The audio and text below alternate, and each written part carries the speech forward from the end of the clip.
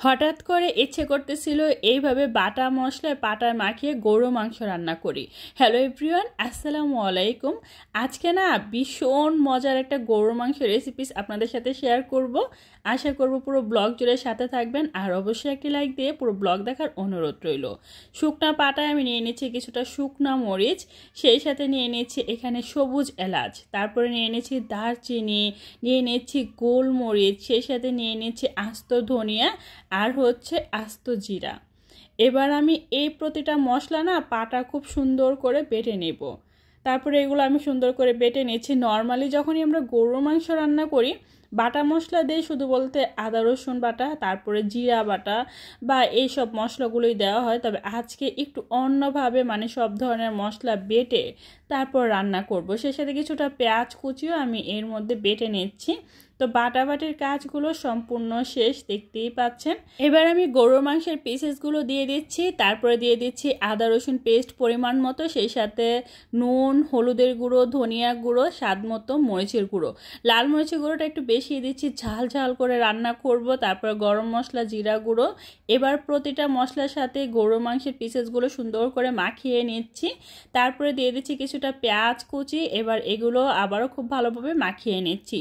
এগুলো না আমি প্রায় 20 থেকে 30 মিনিটের মতো রেস্টে রেখে দিব। আর এই পর্যায়ে কারেন্ট ছিল না, যেহেতু রাতে রান্না করতেছি, ভিডিওটা শ্যুট করতেছি, তো মোবাইলের আলো দিয়েই আমি ভিডিওটা করতেছি। যাই হোক, আমি যেটা করব, প্রায় 30 থেকে 40 মিনিট পর একটা হাঁড়ির মধ্যে সরিষার তেল দিয়ে তারপরে গরুর মাংসগুলো দিয়ে দিচ্ছি, যেগুলো আগে থেকে ম্যারিনেট করেছিল। এই তেলের মধ্যে গরুর মাংসটা আমি সুন্দর করে ভেজে নেব 10 থেকে 15 মিনিটের মতো, চুলা আঁচটা মিডিয়ামে রেখে। তারপরে এটা খুব ভালোভাবে ভেজে ভেজে অনেকটা সময় নিয়ে তারপরে একটু পানি দিয়ে দিচ্ছি, আর অল্প পানি দিয়ে সুন্দর করে কষিয়ে নিচ্ছি ঢাকনা দিয়ে ঢেকে। এই পানিটা যতক্ষণ না পর্যন্ত শুকিয়ে আসে, একদম উপর থেকে তেল ভেসে ওঠে, ততক্ষণ পর্যন্ত কষিয়ে নিতে হবে।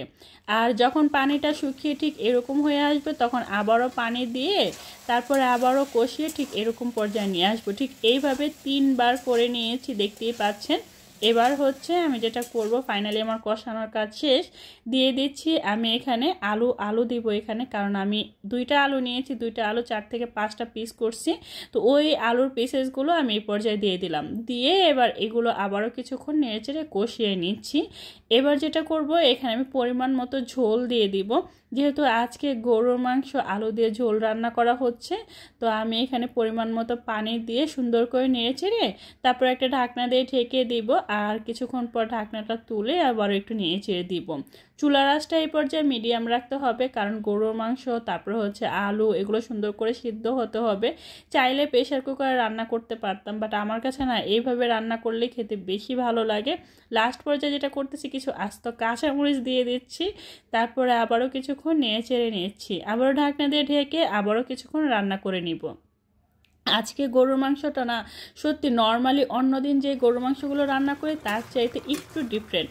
এর টেস্টটা একটু বেশি হবে, কারণ এখানে বাটা মশলা দিছি, তারপর আবার কাঁচা মরিচ, শুকনো মরিচ বাটা, শুকনো মরিচের গুঁড়া সব কিছু দিয়ে না ভীষণ লোভনীয় হয়েছিল আজকের এই তরকারিটা।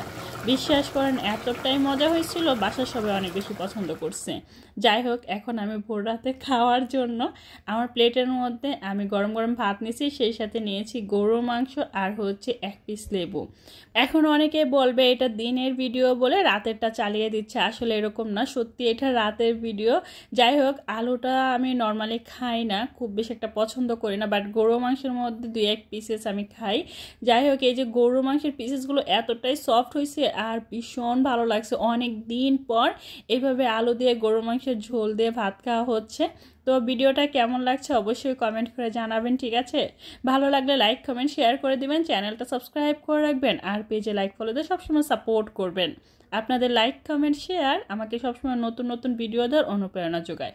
সবাই ভালো থাকবেন, সুস্থ থাকবেন। আল্লাহ হাফেজ।